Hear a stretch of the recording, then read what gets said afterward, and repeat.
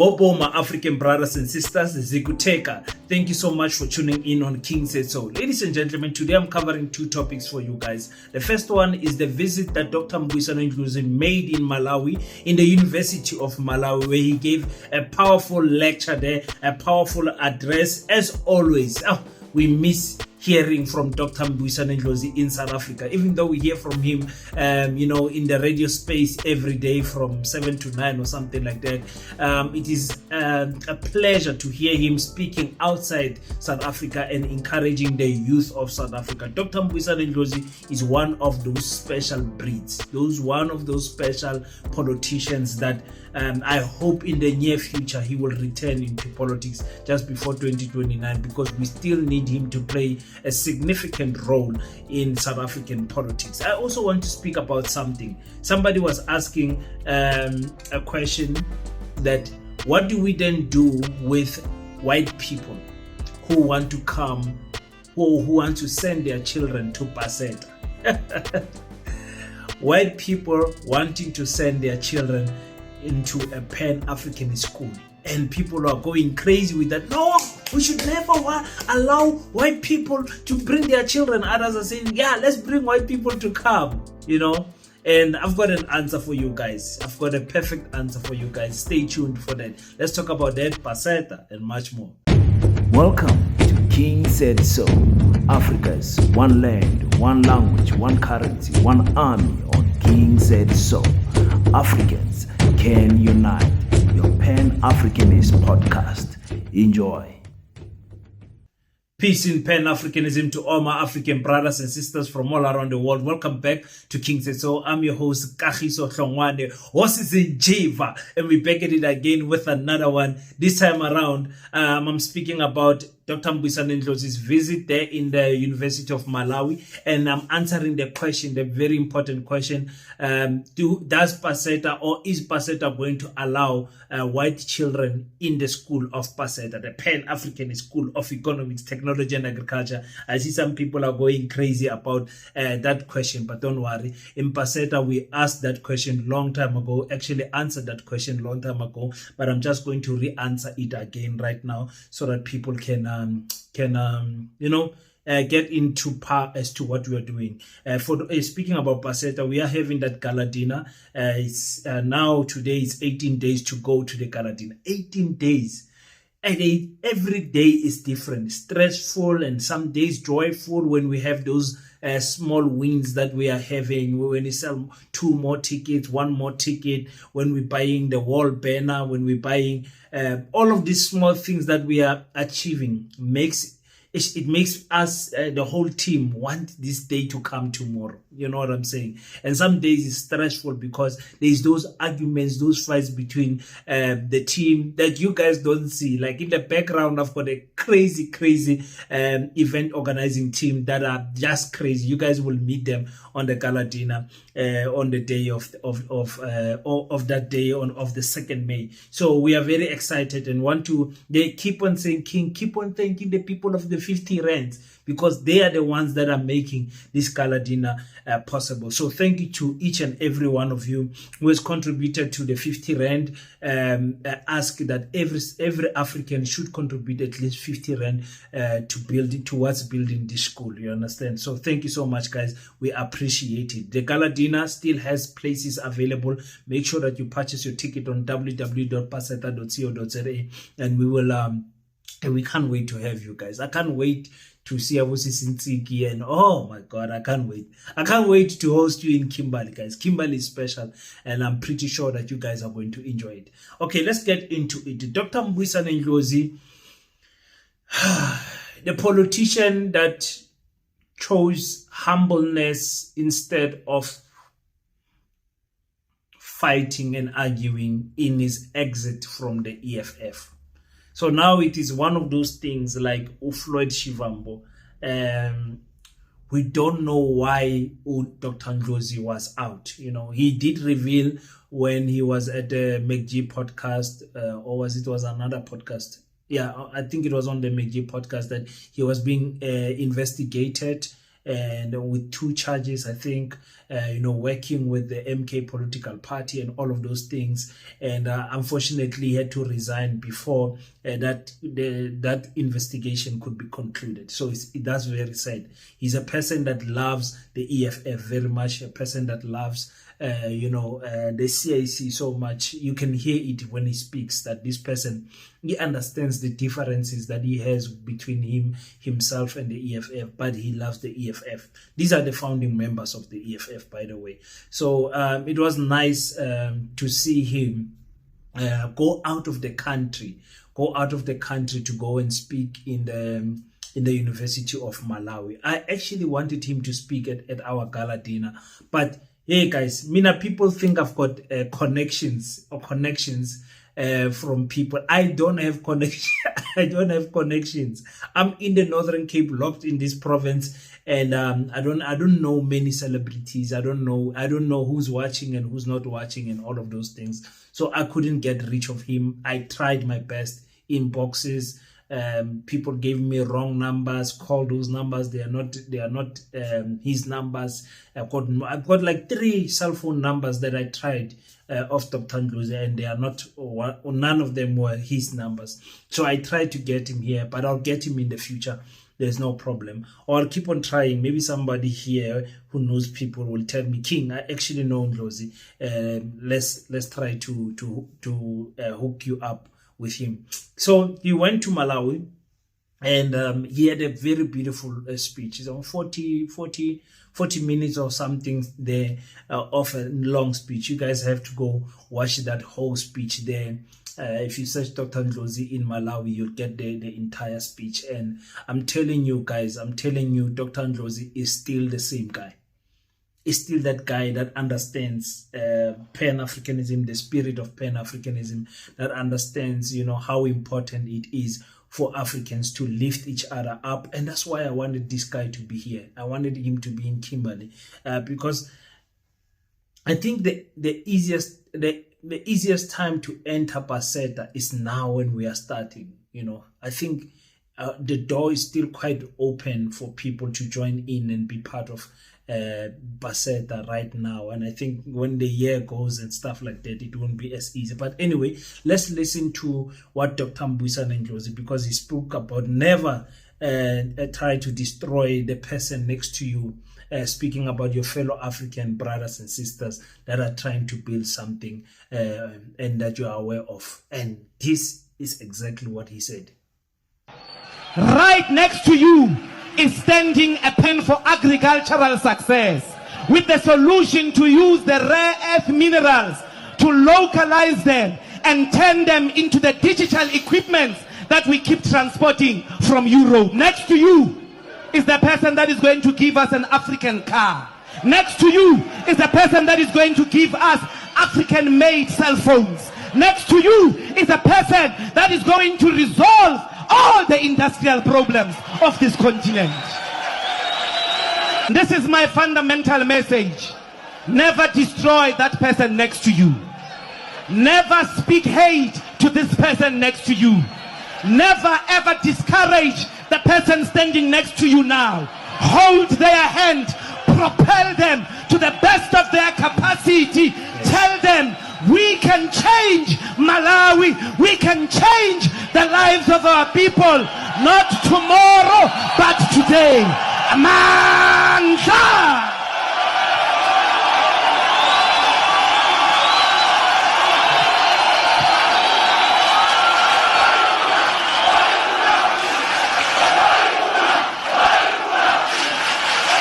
Yeah, guys, this is so important, man. This is so important.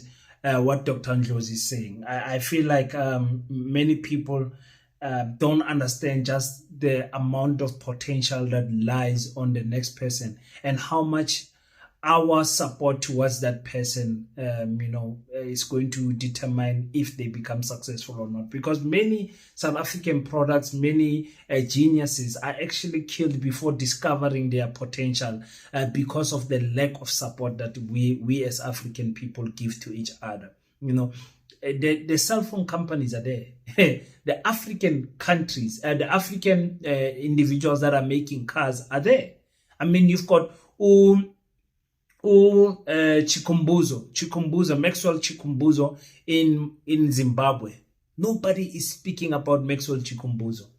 A car that is not running with petrol, that's not running with battery. You can enjoy that's running with radio frequency. TVs and fridges that work without electricity. Imagine if Elon Musk produced something like that. People will be talking about that left and right every day. But Tina Africans, we just, I don't know. We just don't support each other, So don't try to destroy that destiny of that person. Don't try to destroy. But it's a systematic thing. It's a mindset thing. It has been installed in us for many years, and now we think it's natural. We think it's first nature to criticize before supporting as Africans. It's very sad, man. It's very sad.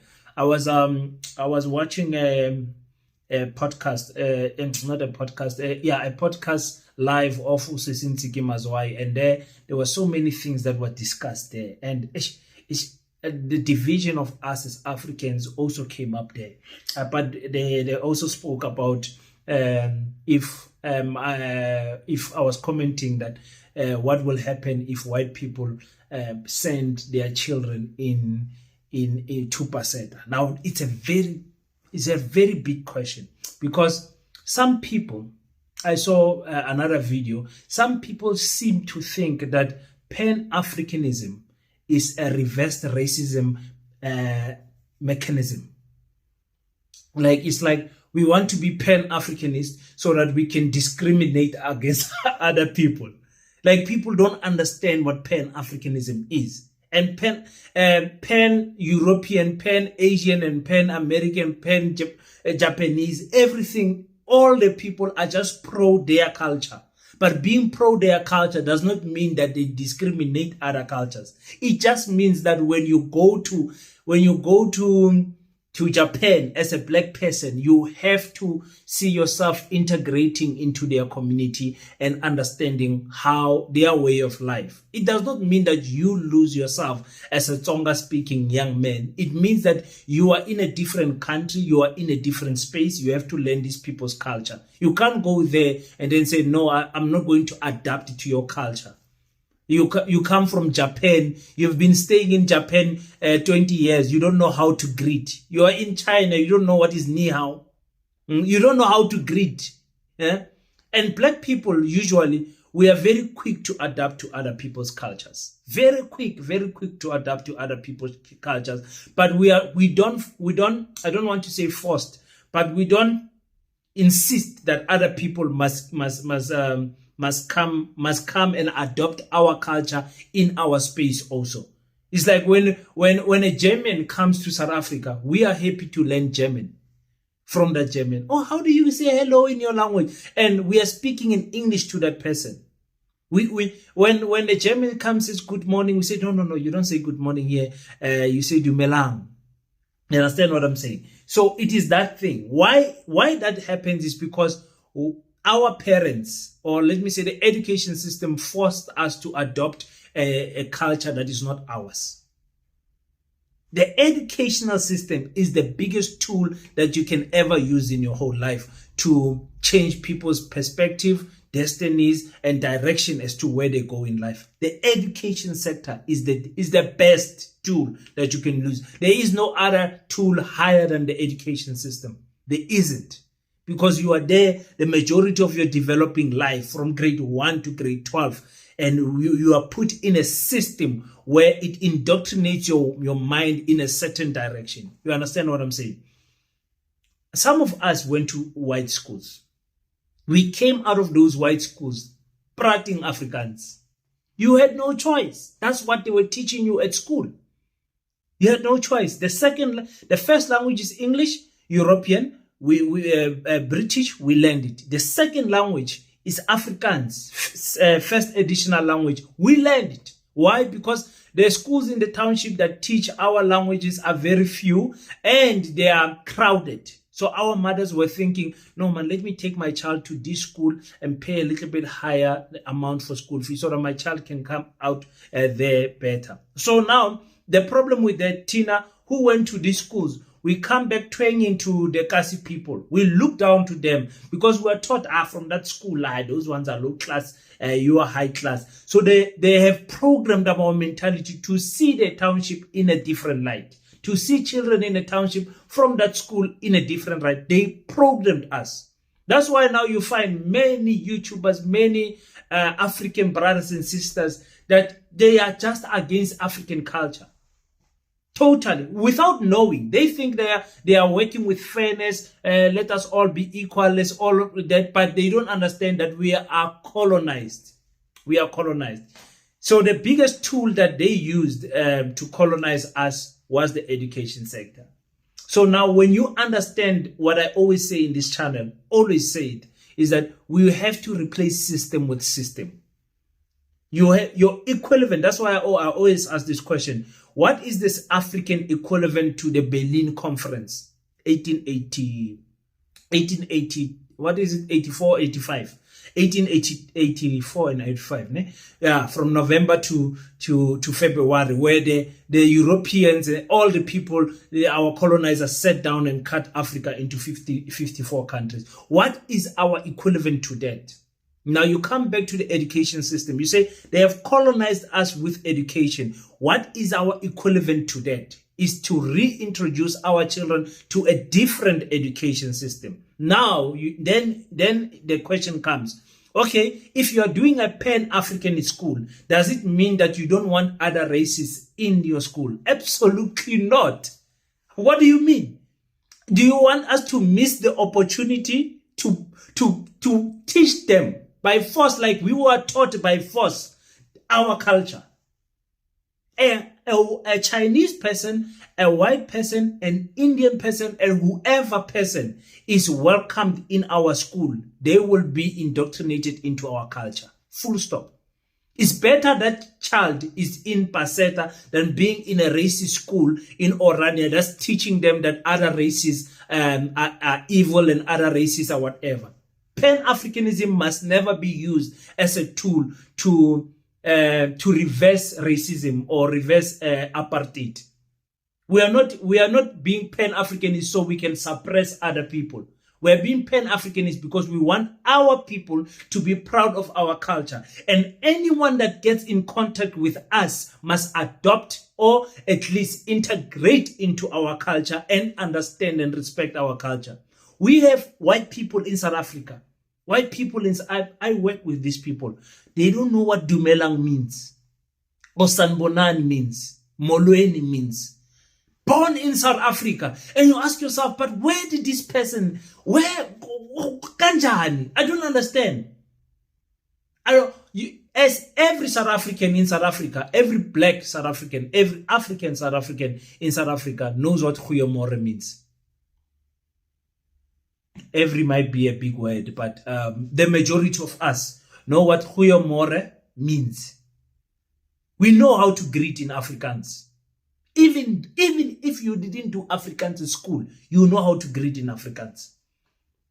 You know how to say, ek kan nie Afrikaans praat nie, ek kan jou nie hoor nie. You know how to say it.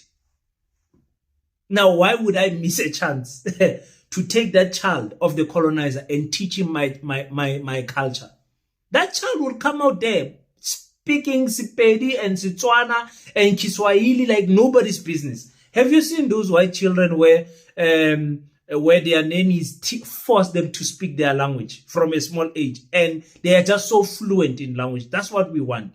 Listen to me, any white person in South Africa that does not know what Dumelang is, does not know what Dumelang, Ache, Lekai, Reteng means, is racist.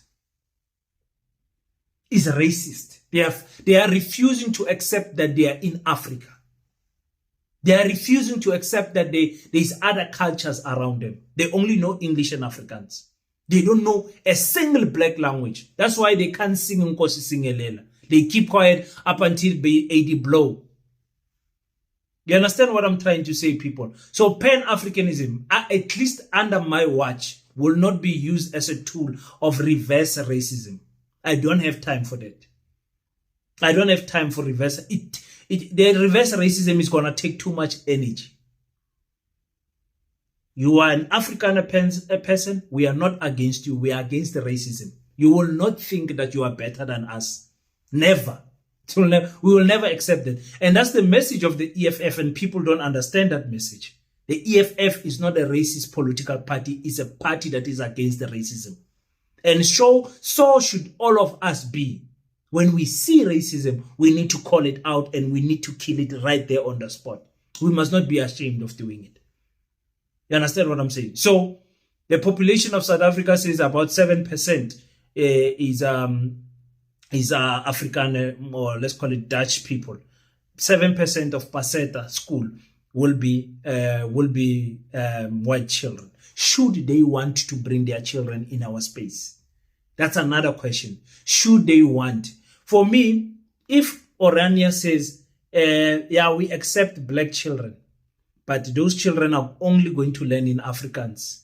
You know, there's black children that will go there. There's parents that will take their children there. I won't. Why? I don't think my child needs Afrikaans. You understand what I'm saying? I won't. I'll find an alternative school and my child will go there, because my child is not going to do all the subjects in Afrikaans. That's what I'm saying. But Orania does not open that door to people to say, if you want your children to come to our schools, we will welcome them only if they learn our language and our culture. They don't allow it. So, Tina, in Pan-Africanism, because they've been indoctrinated us through the education, from the Bantu education to the basic education system, they've indoctrinated us to think that white people are better. We are going to change that. We are going to change that, and we're going to teach our children that you are special as you are. You are enough as you are as an African child. So I want to answer that question forever and ever and ever and ever. Don't think that Paseta is an institution of racism. Don't ever think that. But don't ever make a mistake to think that we will conform to other cultures in Paseta. That's not going to happen. When you come to Paseta, you come to learn the African ways of doing things. You come to learn the African languages. You come to learn the African history, and we're going to tell the whole truth so that our African children can understand what the colonizers, what the settlers' ancestors has done to our great-grandparents, and what we need to do to reverse that. That's all. You understand? There's nothing hate there. It's only the truth. So people that don't want to hear that, they don't want to hear that. But we will not be used as a tool to be made example. Paseta is not a mini. It's not a mini Orania. No. We are welcoming. Come. If you want your child to speak Zulu, bring them. That white child will come out there and they will go to their community and tell them, you people are wrong for doing what you're doing to the African people. I don't know if I'm right or wrong with it. Well, I know I'm right because I'm the Paseta president, so I'm telling you that's how we're gonna run things. But give me your thoughts on the comment section. Do you think we should rather close the gate and say no white people, and then be labeled under the same tag as Orania? Because that's what they're gonna say. Why are you closing us? Paseta is also doing the same. Why don't you close them? You understand? So we don't want to give them that satisfaction of calling our name. To say, we are doing it because Paseta is also doing it. Close Paseta first before you come close us. We don't want to have that situation. But give me your thoughts on the comment section. Tell me, what do you think about that? Because it's a very touching situation. We will not take funding from the Dutch or whoever, from non-Africans, let me put it like that, from non-Africans, because we are saying the school will be built for Africans, by Africans for Africans. So we are advancing the African agenda in that school. You bring your child in that school, don't expect a European agenda. You're not going to find it. There won't be a corner you're going to find European agenda in the Pan-African school. That is how it is. Your child is welcome, but your child will learn the Pan-African way of living. That's it.